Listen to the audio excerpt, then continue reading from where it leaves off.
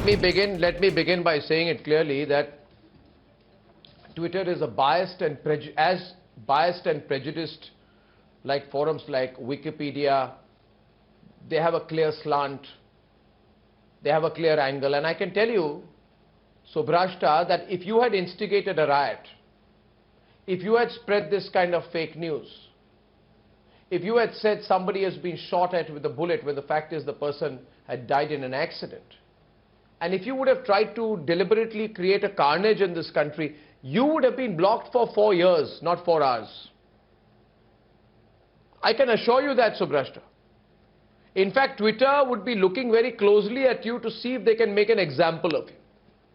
But when it comes to their own, the people with whom they take photographs and who say that there is a Brahminical conspiracy, etc. in India, patriarchy in India, when their own people do these things, then they are very forgiving. They call them and I'm sure they tell them, don't worry, we'll take you off for 4 hours, we'll bring you right back.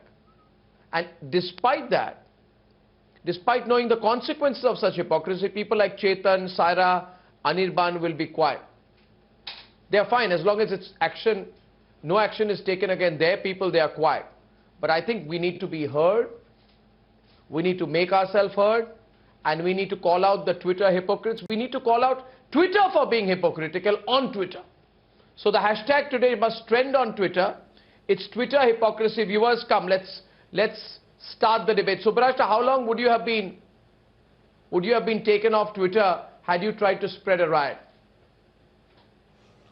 So, Arnab, I think the position of people like us, people who come from the non-left, non-quote-unquote liberal prison, we have been very, very open about it, that Twitter or any social media platform for that matter should not have taken the role of becoming an editor.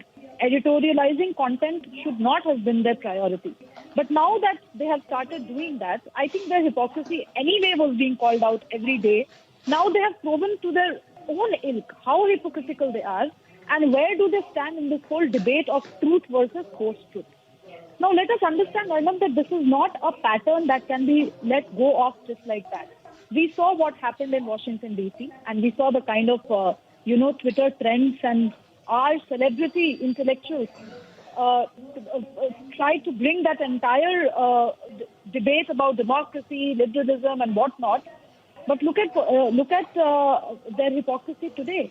I mean, these were the guys who did not only spread fake news today, Arnab. When Delhi was burning, please remember, during anti-CAA protests, after during the elections in Delhi, these are the same set of people who continued to push one agenda day in and day out. No action was taken. But because Twitter has been in the limelight, even in the US, for its extremely biased content, for its extremely biased editorializing of content, I think in India we have seen them on the back foot. Arnab, the question, Subhrashta, who is going to take a call on this?